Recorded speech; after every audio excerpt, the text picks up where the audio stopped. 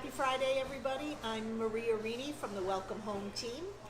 And with me behind the camera today is Cory Waters. Hi, everybody. Hey, Cory, thanks for being with us today. And we have driving us today, because this is a road trip. We're up in Suffern, New York. We've got my husband, Rich Gneiding. And Rich is with us today because we're at a very special place. It's Fink's BBQ and Cheesesteak Roadhouse. And with us today is Dave Finkelstein, or Fink. Hi. Thanks for being with us, Dave. Thanks for having us. All right. So tell us, what was the inspiration for Fink's BBQ and Cheesesteak Roadhouse? I've been cooking barbecue for about 15 years when we opened. My partners had found this location in the area and approached me about doing this spot up here. We had our spot down in Dumont, where we'd already been open for 4 or 5 years.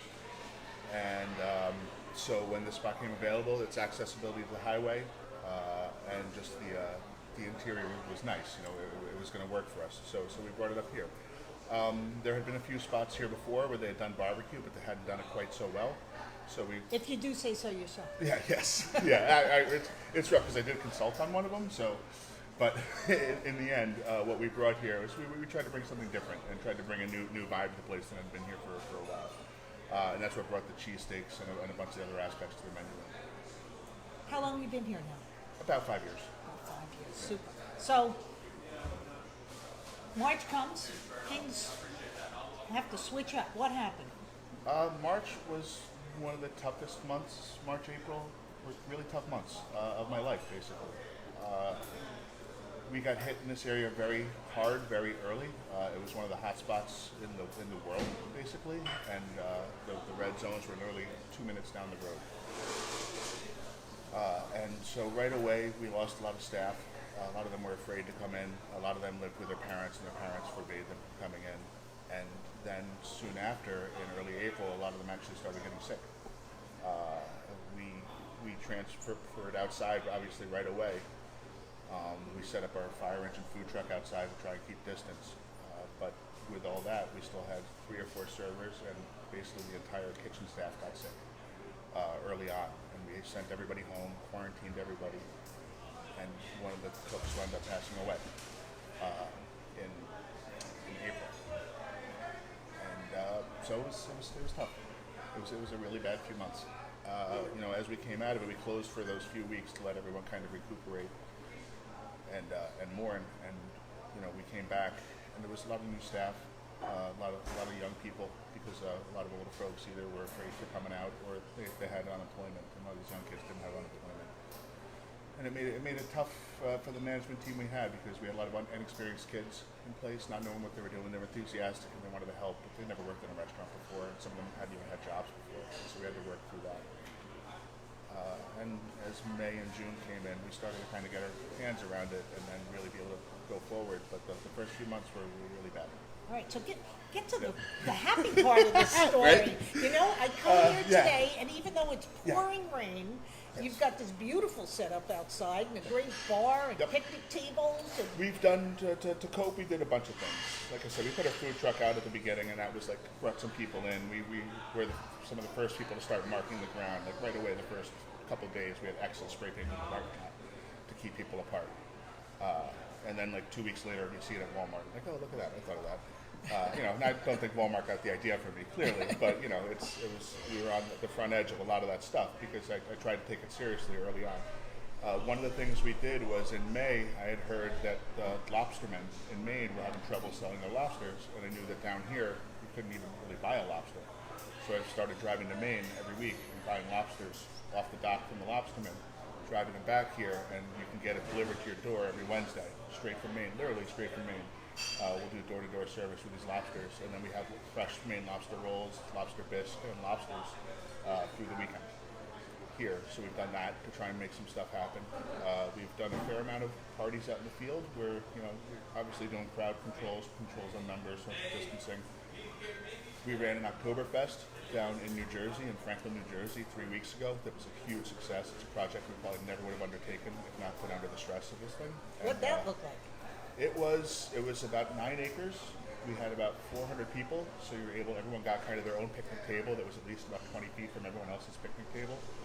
There was a couple VIP sections where it was literally like the VIPs got to be even more isolated from everyone else. And it was good. We brought all the food. We have a fire truck that's a food truck also. We have a pig roasting trailer. We had some on-site facilities where we were able to set up 5 or 6 food booths and sell a lot of beer out there. It was a great day. And it's been over a week and we haven't heard any bad news and the state didn't fine us and everyone was happy, so that was good.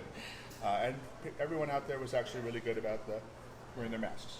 And that's the thing here too, is I read stories on the web and you see it on TV about retail workers having to deal with like just people who are just nasty about it.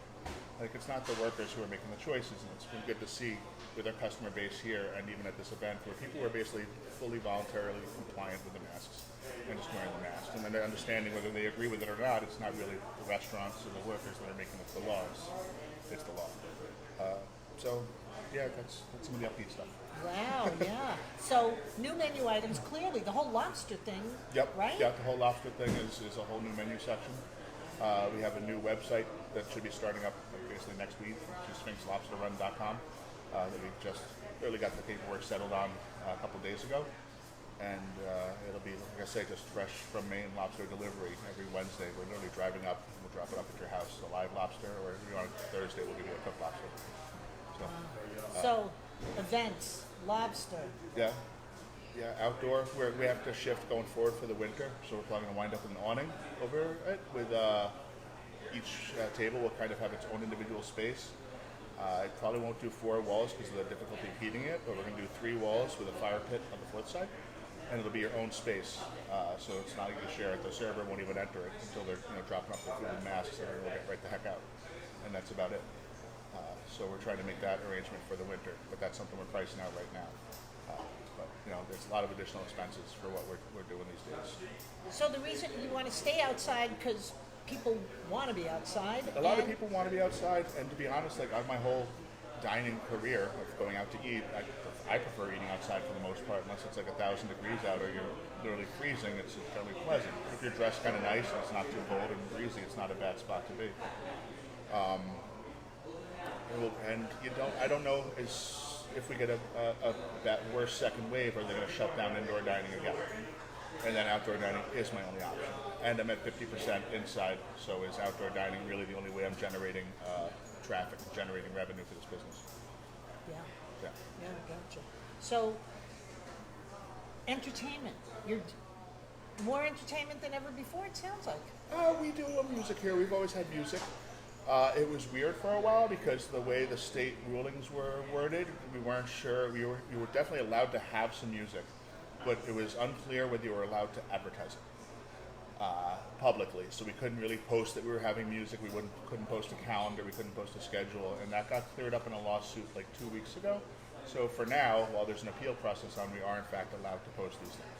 So we have music. We have these things, and if they go back to where we're not allowed to advertise it, we have music, we have these things, because I can say that now. Okay? So if you're watching this later, we still have music, we still have things. So long as we're allowed to, we're going to have it here. Okay. But we do it with distance. We try and do it responsibly. We've had it outdoors up above. The tables are all distant. Everyone's pretty much about 20, 30 feet from the band. The bands bring their own mics, they bring their own equipment. So we're really trying to be responsible about it. But we're also trying to bring some normalcy to people's lives here. And work for everyone who works here. Yeah. So, and you do entertainment, I mean, is there a regular...